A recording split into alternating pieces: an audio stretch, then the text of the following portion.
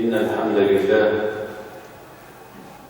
نحمده ونستعينه ونستهديه ونستغفره ونتوب إليه ونعوذ بالله تعالى من شرور أنفسنا ومن سيئات أعمالنا. من يهده الله فلا مضل له ومن يضلل فلا هادي له، وأشهد أن لا إله إلا الله وحده لا شريك له، وأشهد أن محمدًا عبده ورسوله وصفيه وخليله، بلغ الرسالة وأدى الأمانة ونصح الأمة وجاهد في سبيل الله حق الجهاد حتى أتاه اليقين. فصلوات ربي وسلامه عليه وعلى آله وصحبه ومن دعا بدعوته إلى يوم الدين. أما بعد، عباد الله، بالحديث عن النبي صلى الله عليه وسلم، وكان جالسا بين أصحابه فقال: لو تعلمون ما نعلم لضحكتم قليلا ولبكيتم كثيرا. لو تعلمون ما نعلم لضحكتم قليلا ولبكيتم كثيرا.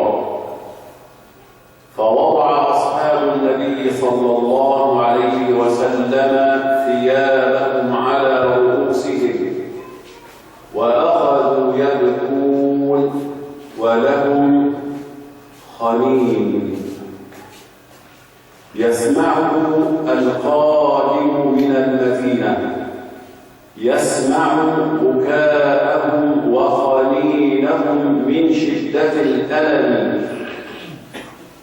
يقول العلامة ابن القيم رحمه الله: إن المؤمن لا يذكر بذكر النار ولو بآية. إن المؤمن لا يذكر، أي تقع في نفسه التذكرة والخوف والوجل من النار ولو قرأت عليه الآية. قال ربنا تعالى: فذكر بالقرآن من يخاف وعيد. وإن المنافق لا يبالي بذكر النار حتى تكون في قفاه فتقذفه في جهنم. وإن المنافق لا يبالي بذكر النار حتى تكون في قفاه فتقذفه في جهنم.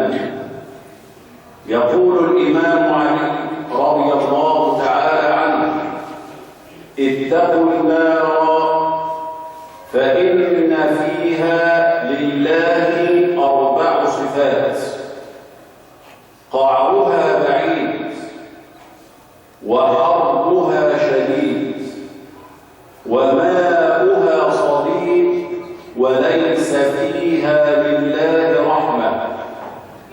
اتقوا النار فإن حرها شديد.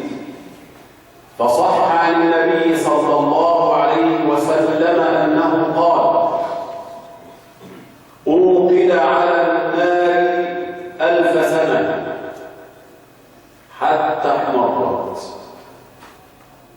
ثم أوقد عليها 1000 سنة أخرى حتى ابيضت، ثم أوقد عليها 1000 سنة أخرى حتى اسودت، فهي الآن سوداء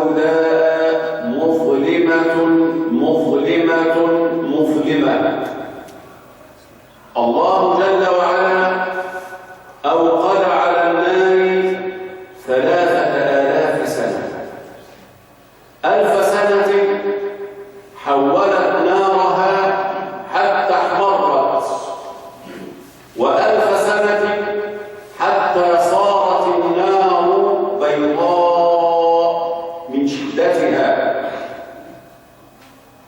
و1000 سنة ثالثة حتى صارت سوداء تحول لهيبها إلى سواد، فهي الآن سوداء مظلمة. هذا الحديث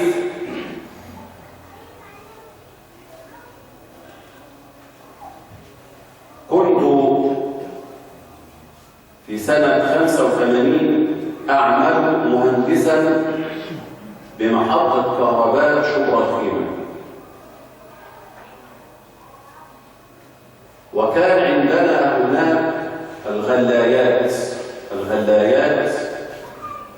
البخارية تتسلط عليها ألسنة لها، فكنا نصعد في العمل ننظر إليها نرى لهبا من شدته تحول إلى بياض شديد، درجات الحرارة تتعدى الآلاف من الدرجات المئوية. شيء كان رهيبا فظيعا، كان الإنسان منا ينظر خلال النظارات لهذه الألسنة النارية المتدفقة ترتعد فرائصه ويرتعد من شدتها. لو وضع فيها إنسان يتحول إلى بخار في لحظة واحدة، مش هنقول هيسيح، مجرد ما ينزل المكان ده يتحول إلى بخار، يسموه العلماء ظاهرة التسامي، اللي هو تحول مادة صلبة إلى مادة غازية دون المرور بالمادة السائلة. فكان الواحد منا يقف يسأل هذا نوع من نار الدنيا، فما بال نار الآخرة؟ وقد صح عن ابن عباس رضي الله تعالى عنهما أنه قال: إن الله تعالى أخذ جزءا من 70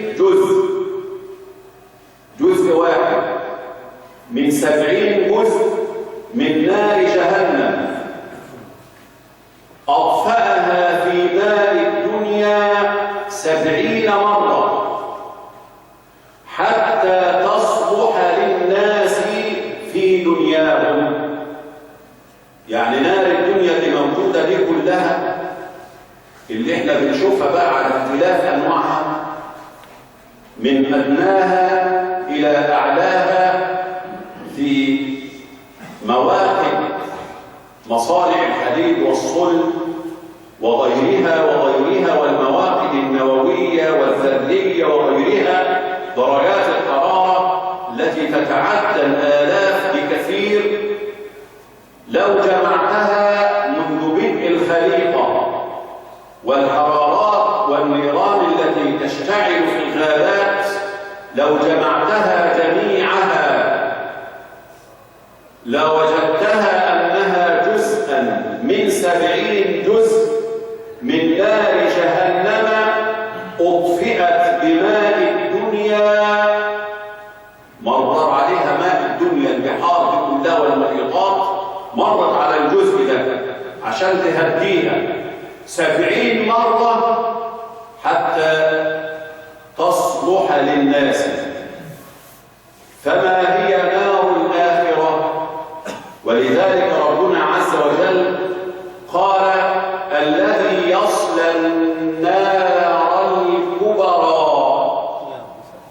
النار اللي عندنا دي نار صغرى، فهي جزء من 70 جزء من نار جهنم أطفئت بماء الدنيا 70 مرة.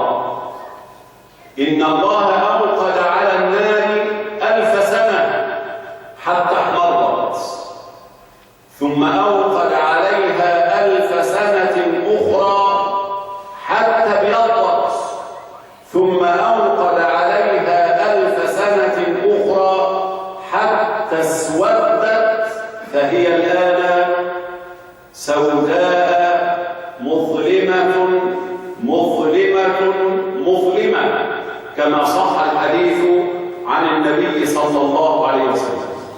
قال علي: حرها شديد وقعرها بعيد. وقد صح عن النبي صلى الله عليه وسلم أنه كان بين أصحابه فسمعوا صوتا. كان صلى الله عليه وسلم بين أصحابه فسمعوا صوتا، صوت حاجة ارتدمت بالأرض، اتخبطت في الأرض، فقال: أتدرون ما هذا؟ قالوا: الله ورسوله أعلم. الله ورسوله أعلم. قال صلى الله عليه وسلم: هذا حجر ألقي من شفير جهنم فلم يصل إلى قعرها إلا الآن منذ 70 سنة. حجر ألقي من شفير من حفر جهنم منذ 70 سنة لم يصل إلى قعرها إلا الآن. الناس بتوع علم الميكانيكا دايناميك يقول لك احنا عايزين نعرف الحجر ده كتلته قد ايه. الكتله دي واحد، والقي ادام القي فعل مبني للمجهول، يبقى هناك فاعل القى هذا الحجر. من الذي القاه؟ قد يكون ملك. إذا لابد أن نحسب القوة القاذفة لهذا الحجر. لما نجيب طفل يرمي حجر، غير شاب، غير راجل مثلا أبطال من أبطال الجلة، غير لما نجيب كلما زادت قوته زادت قوة القذف، قوة دافعة تزيد. فألقاه ملك، حجر ألقاه ملك. ما قوة الملك؟ عشان نحسب بقى، نحسب القوة والكتلة، وبعدين نحسب الزمن عندنا 70 سنة، ونحسب السرعة التي ألقي بها الحجر أو العجلة السرعة acceleration، عشان نقول بعد كده المسافة قد إيه. تبع الناس اللي درست قوانين الحركة في قوانين نيوتن الأول والثاني والثالث، وأنا أعتقد أن أغلبكم قد انتقل في المراحل التعليمية إلى أن يدرس في علم الديناميكا قوانين نيوتن أو الميكانيكا، لنطبق هذا القانون على هذا الحديث. ليه؟ قال عشان نعرف المسافة قد إيه، قعرها بعيد قد إيه. فلا بد أولا أن نعرف كتلة الصخرة التي ألقيت، ثانيا قوة الملك الذي قذف الحجر. يبقى نعرف القوة والكتلة عشان نعرف السرعة، ومنها الزمن معلوم فنقدر نحسب منه المسافة. الملك شيء هائل، قوة الملك شيء هائل، إذا المسافة شيء هائل لم يصل إلى قعرها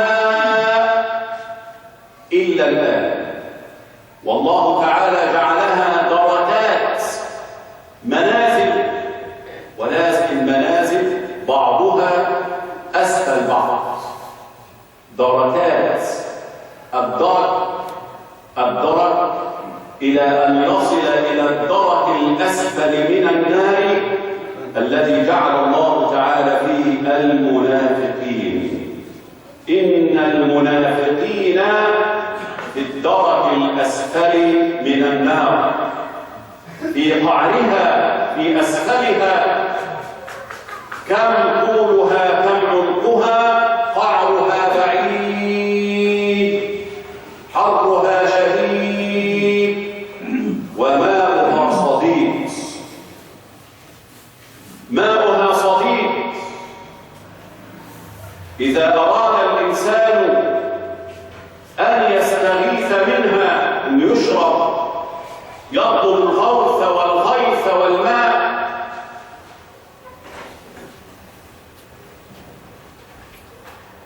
أغيث، ولكن بما أغيث؟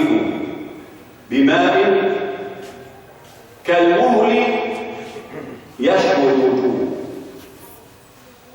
يشوي الوجوه. قال تعالى: وسقوا ماء حميما. الماء هو عبارة عن الحميم. الإنسان إذا شعر بشدة الحر عايز مية يشرب، يطفي الحرارة الداخلية والخارجية. فما الماء الذي يشربه؟ قال تعالى: وسقوا ماء حميما فما وقوا عليهم. قال تعالى: فقطع أمعاءهم.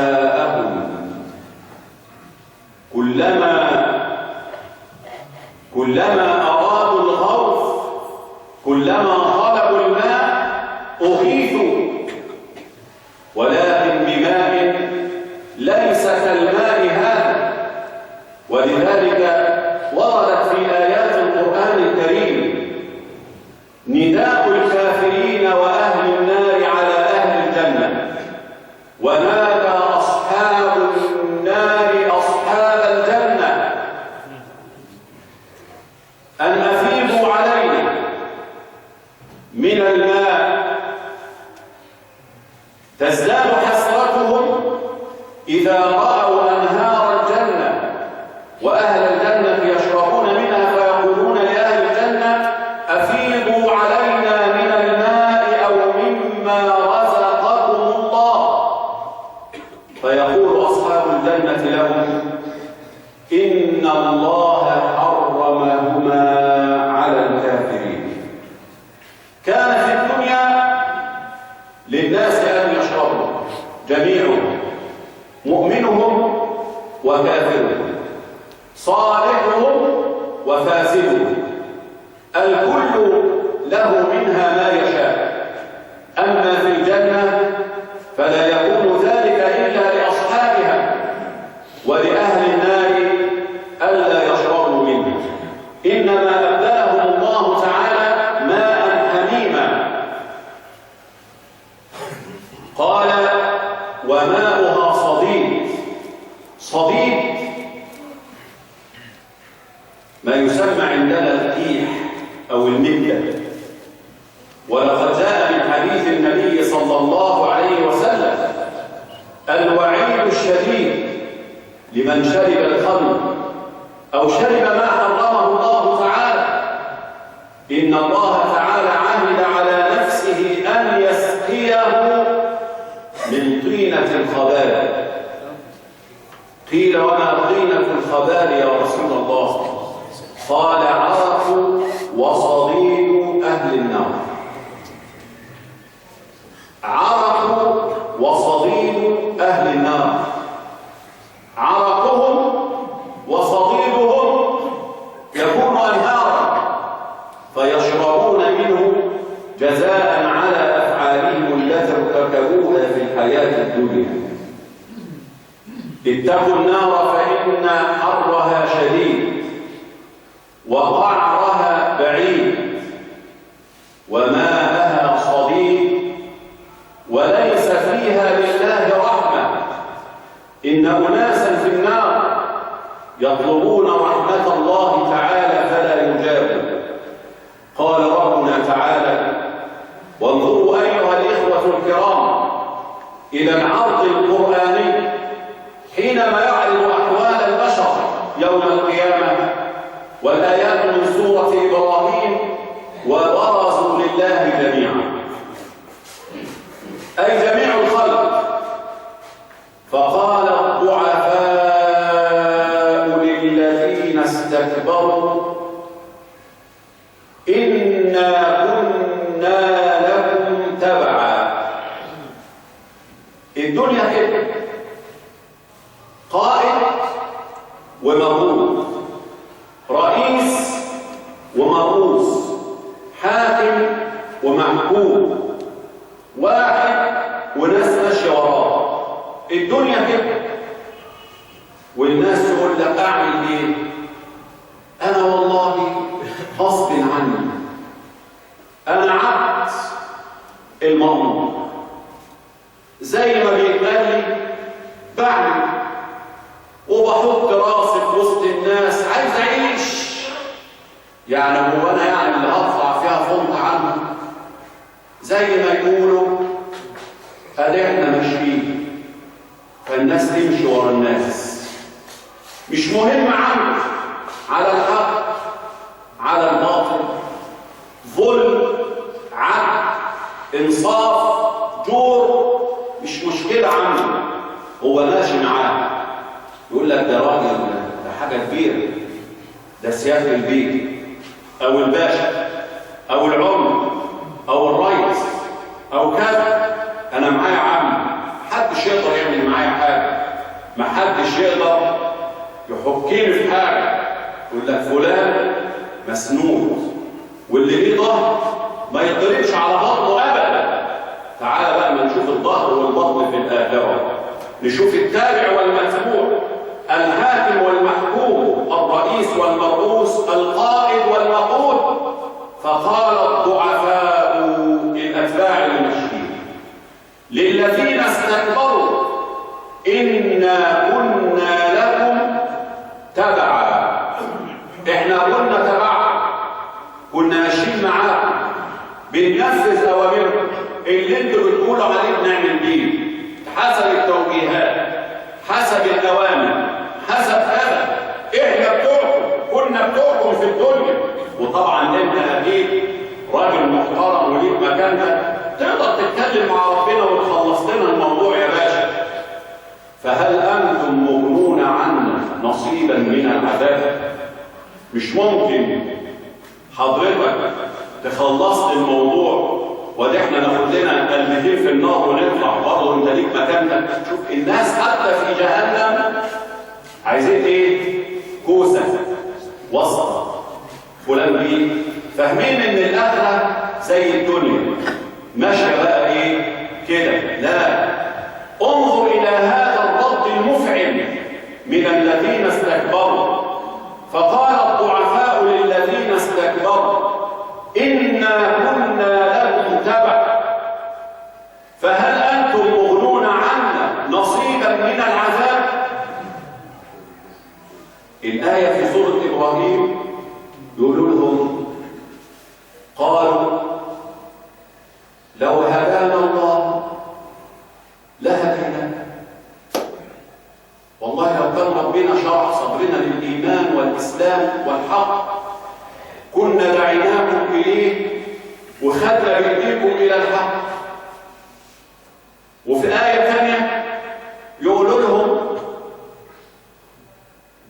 إنا كل فيه، انتوا لسه مغفلين لحد دلوقتي، عشتوا مغفلين ومتوا مغفلين وفي النار برضه مغفلين، ما انتوش عارفين احنا فين. احنا كلنا في النار سوا، انتوا في النار واحنا في النار.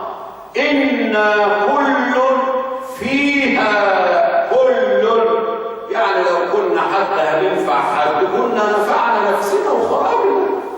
هنخرجكم ازاي واحنا قاعدين معاكم؟ انتوا عندكم عمى، حتى العمى بقى بعد الحكم يوم القيامه. اعمى البصر والبصيره في الدنيا، واعمى البصر والبصيره وانت في النار، ما انت شايفنا احنا فين.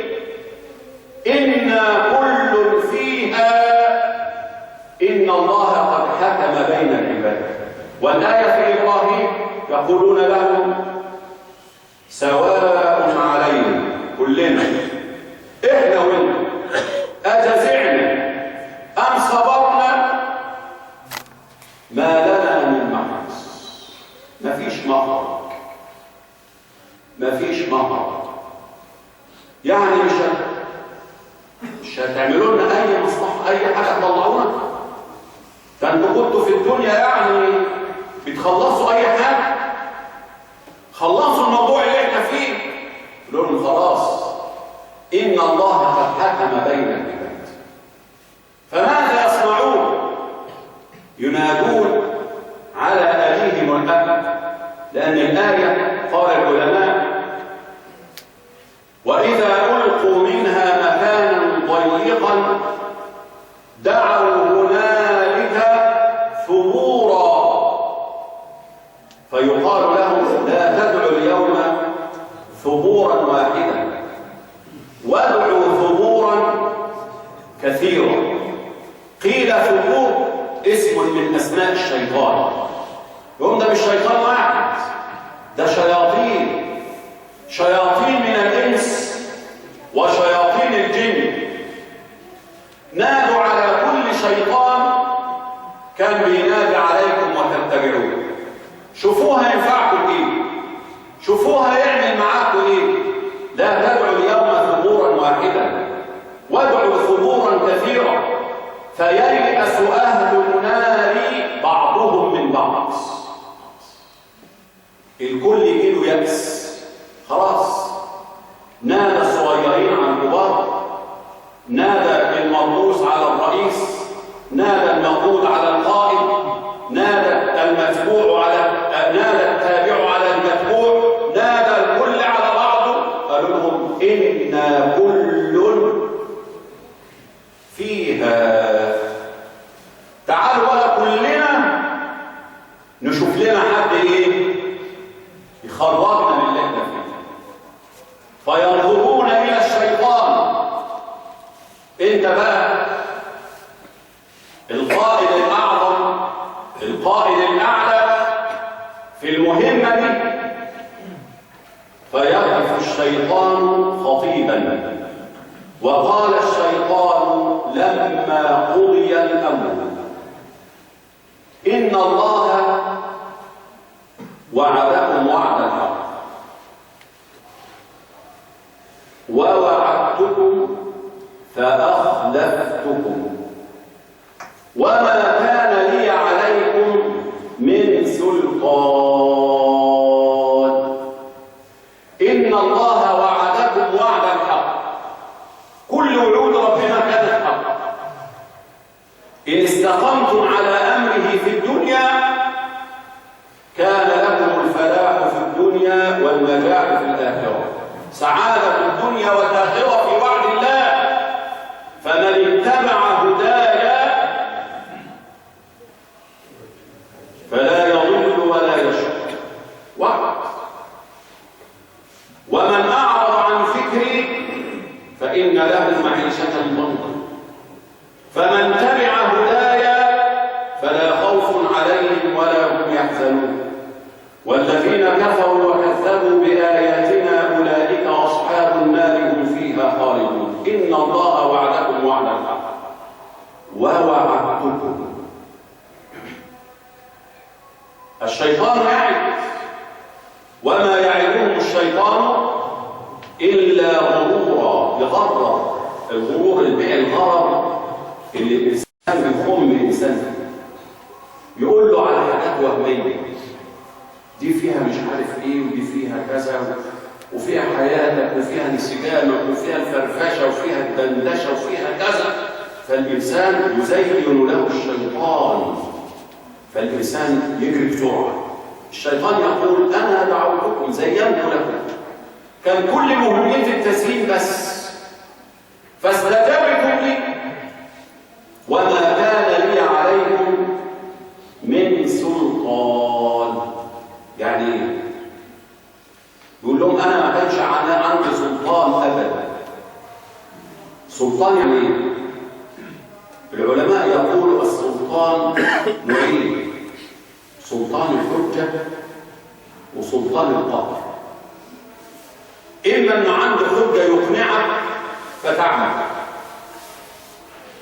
يجيب لك حجة ودليل، ده سلطان، فأنت تسمع الحجة والدليل فماذا تفعل؟ تعمل بناء على الحجة والدليل الذي جاء به. أو هناك سلطان القهر، يقهرك فتعمل غصب عنك. قال لهم ما كانش عندي الاثنين، لا أنا عندي حجة ودليل إن أنا أبرهن لكم على إن الأعمال اللي بدعوكم إليها فيها صلاح أو خير، مسألة كلها كانت تسهيل، وأنتوا استجبتوا للتسهيل ده. لكن أنا ما كانش عندي حجة. الحجة البالغة لله عز وجل. الله تعالى حينما يدعو العباد إلى الاستقامة على أمره ينزل عليهم الحجة والآيات والأدلة المبينة. لكن الشيطان ما عندوش حجة. قال لهم كمان أنا ما ناويتش، يعني أنا ما كانش عندي سلطان القهر إن أنا أخليك تعمل غصب عنك. الله تعالى له سلطان القهر. لو شاء الله تعالى لهدى الناس جميعا، ولو شاء ربك ما فعلوه، ولو شاء الله لجمعهم على الهدى. هذا سلطان القهر. لو شاء الله لقهر العباد على طاعته، ولكن الله تعالى ترك العباد يختاروا يمتحنون. الشيطان يقول أنا ما كانش عندي الاثنين، الله تعالى له ذلك، فتركتم نداء الله تعالى الحق واتبعتم التزيين فاستجبتم لي، وما كان لي عليكم من سلطان إلا أن دعوتكم زينت لكم فاستجبتم لي فلا تلوموني ولوموا أنفسكم، ما أنا بمصرخكم، مش هقدر أنجدكم وأطلعكم من اللي انتوا فيه، ولا انتوا هتقدروا تنجدوني وتطلعوني من اللي أنا فيه. خلاص إحنا الاثنين كلنا بقينا في النار سوا. إني كفرت بما أشركتموني من قبل إن الظالمين لهم عذاب أليم. فييأس أهل النار من الشيطان كما يئس الضعفاء من الكبراء، ويئس الكبراء الذين استكبروا من قائدهم الأعلى الأعظم إبليس. لا يستطيع نجاته، ولا يستطيع أحد منهم أن ينجي الآخر. قال ما أنا بمصرخكم وما أنتم بمصرخي. ما حدش هيقدر ينجد الآخر. فييأس أهل النار بعضهم من بعض. فماذا يفعل أهل النار؟ برضه يدوروا على الوسط، يقولون من يملك لنا عند الله واسطة؟ مين يقدر يتوسط لنا عند ربنا عشان يخرجنا من النار؟ فلا يرون أمامهم إلا خزنة النار، خزنة جهنم. فينادي أهل النار على خزنة جهنم يقولون لهم ادعوا ربكم يخفف عنا يوما من العذاب. وانظروا إلى هذا التعبير يخفف. هم يرضون أن يعذبوا، ولكن عذاب خفيف يوم واحد. ادعوا ربكم يخفف عنا يوما من العذاب.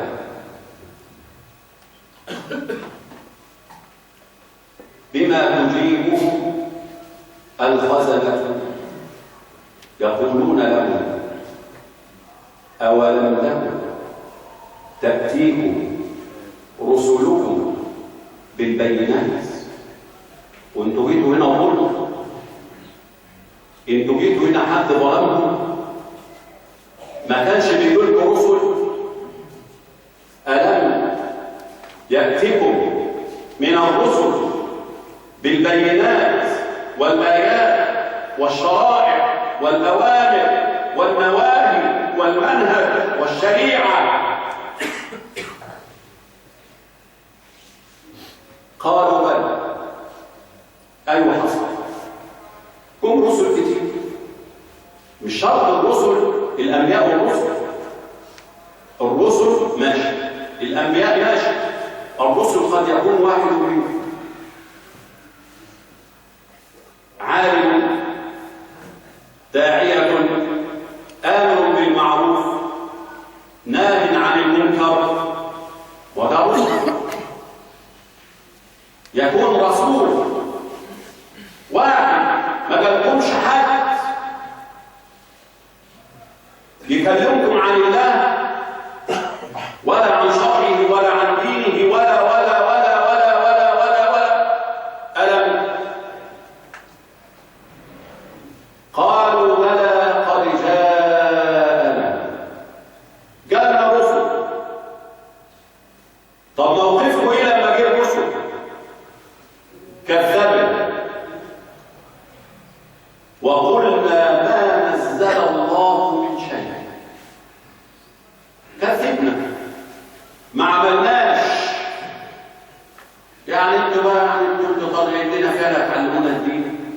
ما احنا مسلمين زيكم، واذا كنت انت ملتزم فانا ملتزم، بس انت متطرف او متشدد. احنا ناس وسطيين. يعني ايه عم وسطيين؟ يعني لا منحرف قوي ولا متمسك قوي، يعني حبه كده وحبه كده. هذا الوسطيه. لو فهمها يعني الوسطيه. الوسطيه عنده يعني ايه؟ يعني ساعه قلبك وساعه ربك، ساعه تصلي وساعه تسكت، ساعه تصلي وساعه تسكت. وسط. يعني انت مش على طول هنا ومش على طول هنا. هي دي الوسطيه. قالوا ايوه انتوا متشددين، عايزين دين على طول، دين على طول، حلال حلال حلال، حرام حرام، او الدنيا كلها حلال حرام. الدنيا مش كده طبعا. خلي بالك، في ناس عندها المفروض كده. الدنيا مش كده. ما تخنقوناش بقى فنقول كل حاجه كلنا فيها حلال حرام. ربنا قال، النبي قال، مش دخل ربنا في الحاجات دي. نقول لك ايه يا عم في ايه؟ احنا نعمل فرح كده شكلها، وربنا كمان دخل نفسه في الافراح. والله احنا عندنا آية في القرآن احنا فاهمينها كده فيها. ربنا بيقول لنا فيها ان كل حاجة في الدنيا بتاعتنا دي حتى لما نموت لابد ان تكون على منهج الله. قل ان صلاتي ونسكي ومحياي ومماتي لله رب العالمين لا شريك له. ما حدش تاني يقول معانا، هو ربنا بس اللي يقول اكل ازاي واشرب ازاي واكل ايه واشرب ايه وما اكلش ايه وما اشربش ايه والبس ايه وما البسش ايه. كل حاجه هو اللي يقولها وانا علي امشي على كده. اما اجي اكل اقول ده حلال ربنا احله اكل ازاي؟ مش هاكل خلاص. قال لا وكلوا واشربوا ولا تسرفوا. حتى في الاكل ربنا لما جه على الامور ناكل قال لي كل واشرب حلال بس اوعى تسرف. حتى في الحلال كلوا مما رزقناكم حلالا طيبا ولا تتبعوا خطوات الشيطان. لان ممكن الحلال طيب ده اصلا يجي الشيطان يخليك تخرج الحلال ده عن ايه؟ عن علمه ان يكون حراما. العنب حلال جميل، العنب خلاص حلالا طيبا، بس الشيطان يقول لك ايه؟ طب ما تعصره بقى كده وتسيبه شويه يعمل لك عصير هنا تشربه كده، يعمل لك تلاقي نفسك قاعد كده ناس الدنيا واللي فيها. بقى خمر، خلاك حولت الحلال لخمر. ما ينفعش. ولا تتبعوا خطوات الشيطان. أيوة هو كده، هو احنا كده. محياي كلها. راجل يسأل الله على الصلاة والسلام، زين واحد يقول لك بقى ده العلاقة الزوجية دي مسألة مفتوحة. والله ربنا عز وجل قال نساؤكم حرث لكم فأتوا حرثكم أن شئتم وقدموا لأنفسكم واتقوا الله. اتقوا الله هي دي كمان فيها تقوى الله. والإنسان يأتي أهله ويتقي الله، أي واتق الله وأنت تأتي أهلك. اتق الله في إيه؟ أن تبتعد عما حرم الله عليك، فلا تأتي امرأتك في دورها ولا تأتيها وهي حائض أو نفساء. دي اتق الله. اتق الله تبقى أنت عارف زوجتك لك أن تستمتع بها كيفما شئت إلا في هذين الموضعين. الأول أن تأتيها في الدور، هذا حرام على الإطلاق. وأن تأتيها في قبولها وهي حائض أو نفساء. قال تعالى يسألونك عن المحيض قل هو أذى فاعتزلوا النساء في المحيض ولا تقربوهن حتى يطهرن فإذا تطهرن، مش فإذا طهرن حتى يطهرن، يبقى انقطع الحيض. خلاص الحيض انقطع ورأت المرأة علامة الطهر قد نزلت، عرفت كده ان حيضها انتهى، يأتيها لا فإذا تطهرن اغتسلت من حيضها. لك أن تأتيها إذا اغتسلت من حيضها، لم تغتسل لا تقرب حتى تغتسل. هو ده معنى إن صلاتي ونسكي ومحياي كل شيء في حياتي أدرك الأمور ومماتي لله رب العالمين. يبقى المسلم فاهم. أيوة الشيطان يقول إن الله وعدكم وعد الحق، منهج كامل تستقيم به الحياة. ووعدتكم فأخلفتكم. زي واحد يقول لواحد اعمل الموضوع ده ومالكش دعوة عندنا، يعني اموته، يقول له موته مش هتتحاسب. يوم التاني موته مش هتتحاسب، يقول لك ايوه اللي هيموت مش هيتحاسب. مش هيتحاسب ازاي يعني؟ يوم ما يجي العلماء يقول مش انت قلت لي موت ومش هتتحاسب؟ قال له اصلي قال مش انا اللي هحاسبك، من ربنا بقى، انت ما خدتش بالك. هو كان فاهم ان مساله الحساب هنا بس. ووعدتكم ان ما فيش حساب فاخلفتكم. خلي بالك من شياطين الانس وشياطين الجن الثبور، وادعوا ثبورا كثيرا فييأس اهل النار. بقى خذلوا الم يأتكم رسل قالوا بلى، وبعدين قالوا كذبوا، قالوا فادعوا. خلاص اقعدوا انتوا بقى صرخوا في النار وادعوا. وما دعاء الكافرين الا في ضلال، يعني دعاء لا يستجاب له ولا يسمع له. لن يسمعكم احد ولن يستجيب لكم احد. واسال الله لي ولكم.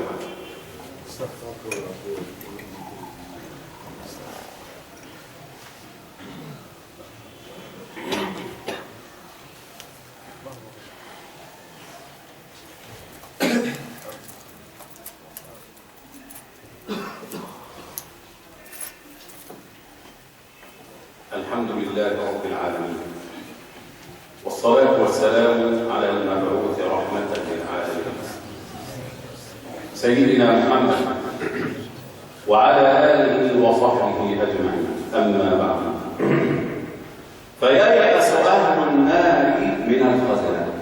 حتى الخزنة ما عملوش حاجة. أهل النار يعملوا مشهورة بينهم، نعمل الحاجة. قالوا أكيد رئيس الخزنة يعني ده برضه إيه؟ ليه كلمته. يخش على ربنا كده يقول له رئيس الخزنة خلص الموضوع. كل الناس تربت على ذلك يعني. فينادي أهل النار على مالك رئيس الخزنة وقالوا يا مالك. هناك قالوا للخزنة ادعوا ربكم يخفف عنا يوم. طب مالك بقى؟ وقالوا يا مالك ليقضي علينا ربك. كلم ربك انه يموتنا بقى ونستريح في اللي احنا فيه، تعبنا.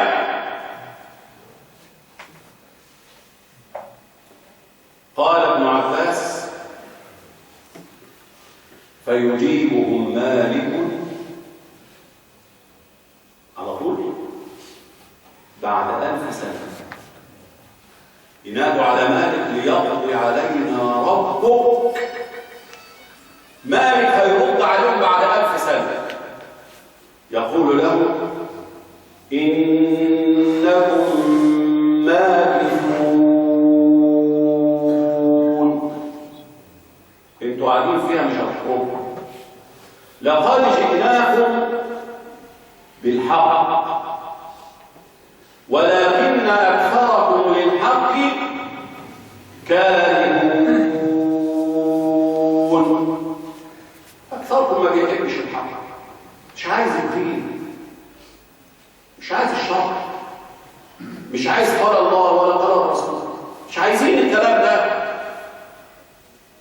عايزين نعيش كده كحال أكثر الناس. دين يا عم احنا هنقلبها جمع. كل حاجة بقى تقول لي بقى الدين، كل حاجة عايزين نعملها نحط فيها دين الدين الدين. ايه؟ هو مفيش حق اللي عند ربنا بس، محدش تاني يعرف يجيب حق غيره. ما في غيره بيقول برضه كلام مظبوط وحلو زيه. ونعمل شرع زيه وقانون زيه. هو حط قانون، احنا نحط قانون. يعني ايه الفرق في ايه يعني؟ هو ربنا شرع يقول مثلا الزانية والزاني فاجلدوا كل واحد منهم، احنا نقول نحبسه 3 سنين زي ما يقول هو. في ايه؟ ايوه. طب ما تعمل لا. جئناكم بالحق. لما كنت عايزنا نرفع ايد الناس ونعمل المجتمع مشوه، نرفع ايد السلف نشوه الناس، نحبسه تاني. خلي عندك رحمه. طب هو اللي شرع الكلام ده ما عندوش رحمه؟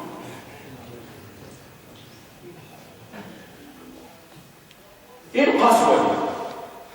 جيبوا راجل زنى، يعني عشان زنى تحطوه كده وتجيبوا الحجاره وتدبوا فيه لما يموت. يا ده حاجه بشعه. ايه البشاعه دي؟ طب هتعملوا ايه؟ لا احنا ممكن نقعدوا كده 5 اشهر، حتى لو هي الزنا بيها دي جوزها جه نازل حقه، خلاص يبقى سماح. يبقى ايه؟ يبقى سماح. ادام الزوج اتنازل عن الزوجه اللي فعلت الفاحشه ياخدها من ايديها ويروح، يعني عشان برضه ايه؟ الحياه تمشي. جئناكم بالحق ولكن أكثركم للحق كارهون أم أبرموا أمرا. ولذلك شوف الآية دي حاجة عجيبة أوي. تلاقي أعداء الله وأعداء منهج الله دايما شغالين في الإيه؟ يعملوا مؤامرات. اوعى السلفية، اوعى المملكة مظلمة، ويقعدوا بقى يخططوا نعمل كذا ونعمل كذا، ولما نعمل كذا نوصل لكذا، لما نعمل كذا نوصل لكذا، وبكده ما نخليش الدين ده يتمكن. عشان القرآن ده ما يحكمش وعشان ما يبقاش مش عارف ايه، قاعدين فربنا يقول لهم أم أبرموا أمرا، قاعدين بقى تخططوا يعني في الخباثة وكذا وتعملوا. أيوة هتعمل إيه؟ قال فإنا مبرمون أم يحسبون أنا لا نسمع سرهم ونجواهم. من عبط الإنسان ده إنه قاعد يعمل كده في الحاجة ويقول لك إحنا توهنا مش عارف إيه، ما عندناش أدلة، طمسنا الأدلة، فرمنا الأدلة، كلنا الأدلة، عرفنا الأدلة، أخذت أدلة الدنيا. بص ربنا يقول إيه؟ أم يحسبون أنا لا نسمع سرهم ونجواهم.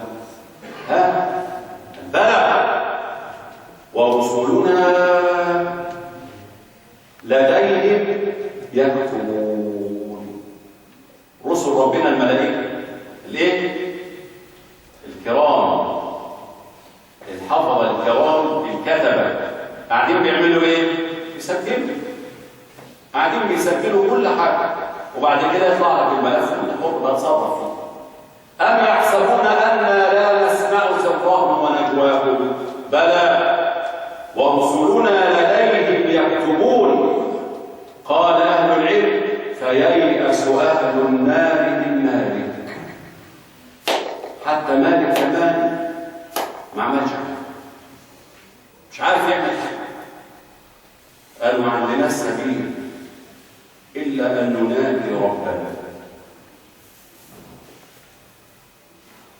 وجاءت الآيات من خواتيم سورة المؤمنون قالوا ربنا، ندعو على ربنا، ربنا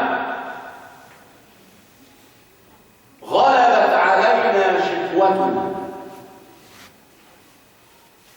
وكنا قوما ضالين، ربنا أخرجنا منه فإن عدنا فإنا ظالمون. أو ده اللي بيقولوا عليه بقى عرف أقبح من ذنب. ربنا غلبت علينا شقوتنا، يعني ايه؟ قالوا احنا كنا عايزين نبقى كويسين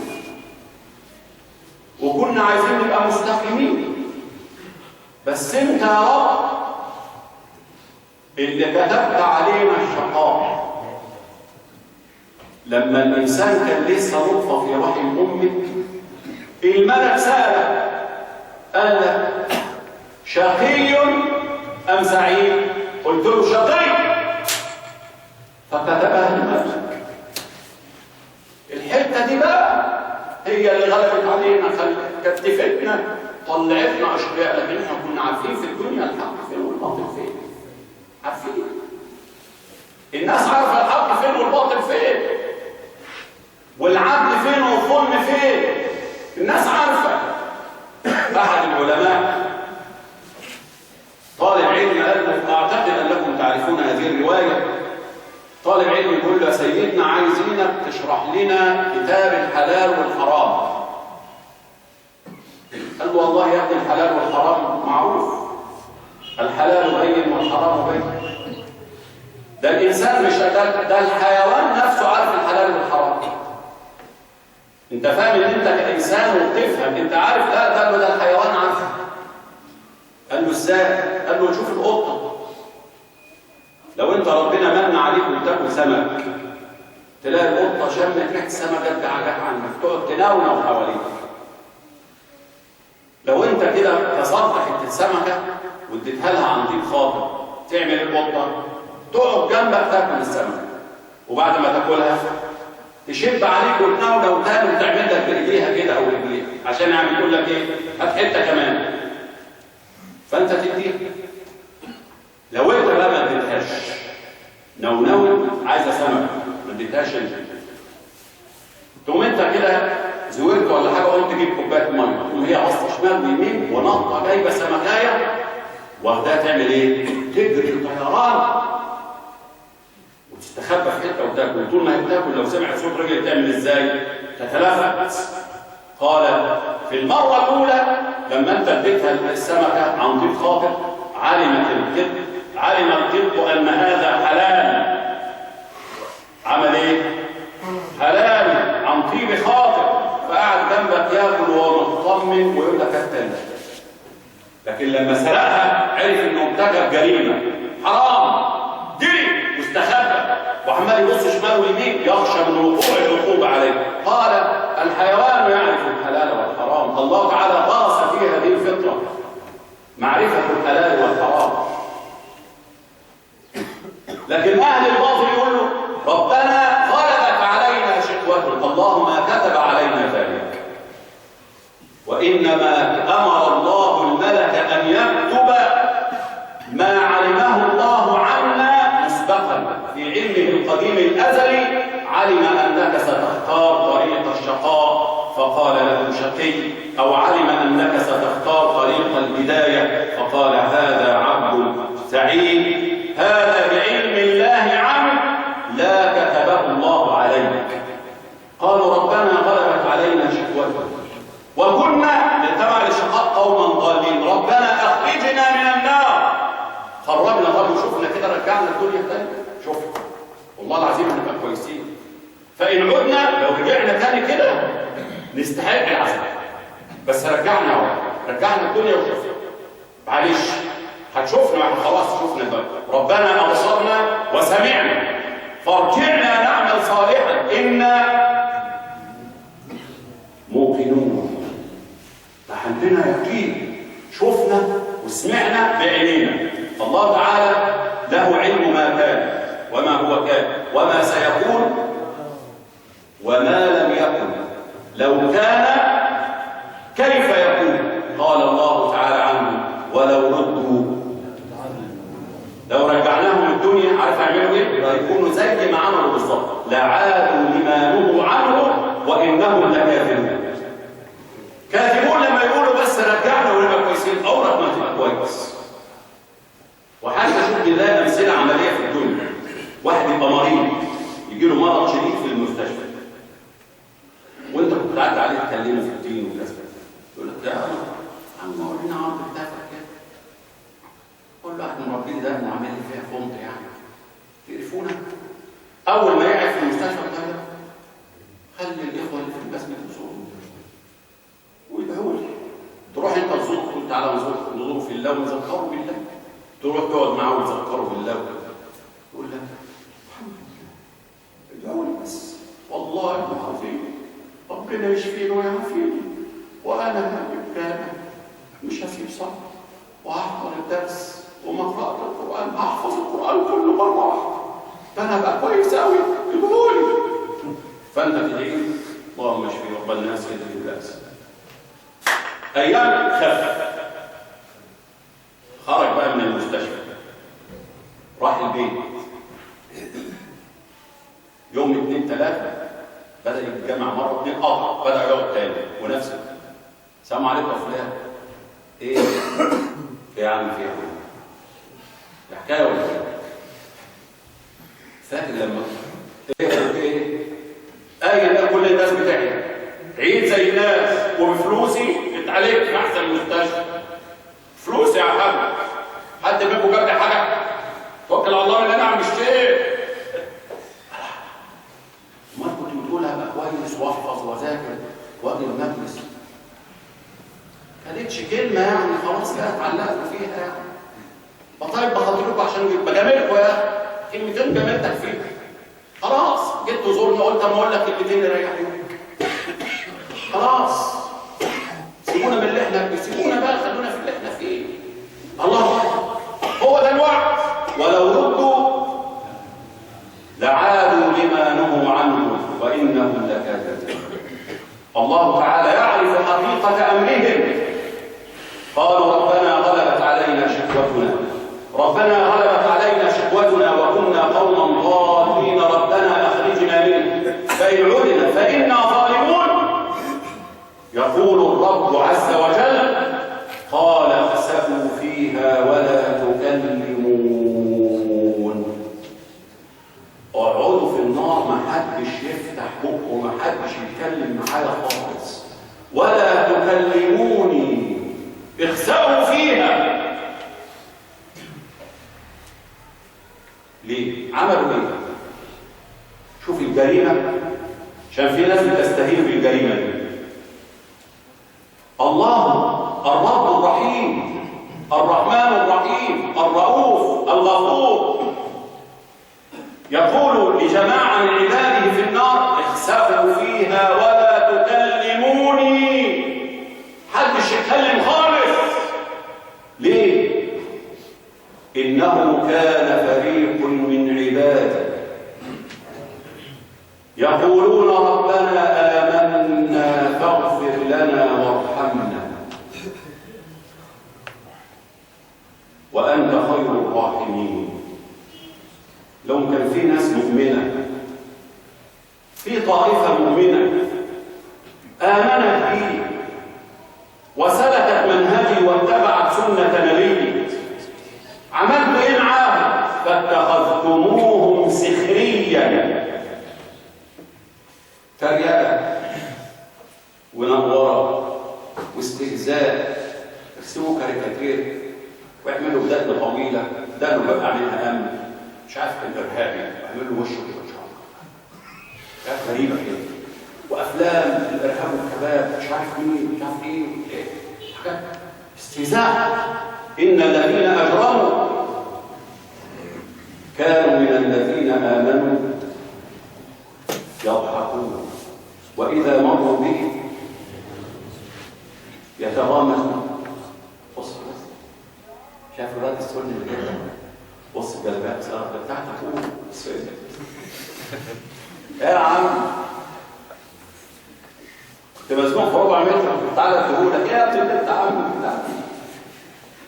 وكان زمان يجيبوا راجل ممثل هلفوت، يجيب البنطلون بتاعه قصير ويقعد يعمل كده ويتنطط زي الكرابوز على المسرح، والناس تشوفه تضحك ليه؟ بنطلونه قصير لحد ايه؟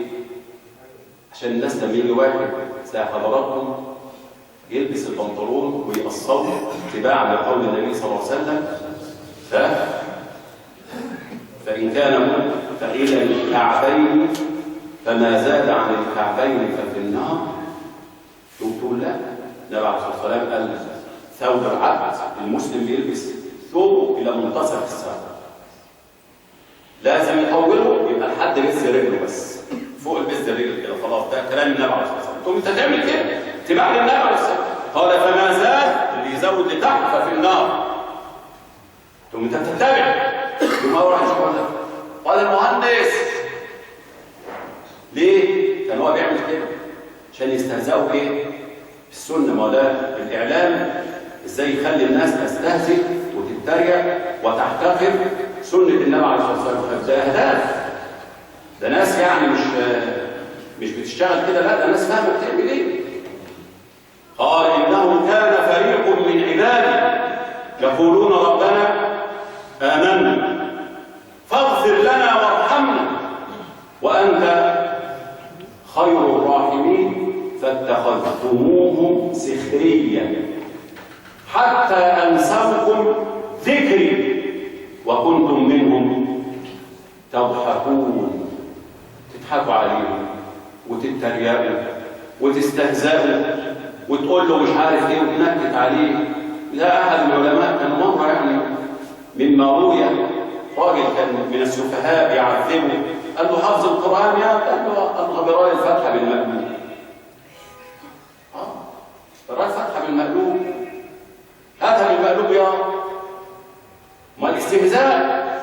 فقال الله تعالى لهؤلاء القوم اخسأوا فيها أي في النار ولا تكلمون إنه كان فريق من عبادي يقولون ربنا آمنا فاغفر لنا وارحمنا وأنت خير الراحمين فاتخذتموهم سخريا حتى أنسوكم ذكري وكنتم منهم تضحكون إني جزيتهم اليوم بما صبروا على الأذى الواقع منهم. كل الأذى أنهم هم الفائزون. اللهم إنا نسألك علما نافعا وقلبا خاشعا ولسانا ذاكرا وجسدا على البلاء صابرا. نعوذ بك يا ربنا من علم لا ينفع وقلب لا يخشع وعمل لا يرفع ودعوة لا يستجاب لها. اللهم انصر عبادك المستضعفين في كل مكان. اللهم انصر عبادك المستضعفين في كل مكان. انصر الإسلام وأعز المسلمين وانصر كلمة الحق والدين بفضلك يا أرحم الراحمين. وصلى الله وسلم وبارك على نبينا محمد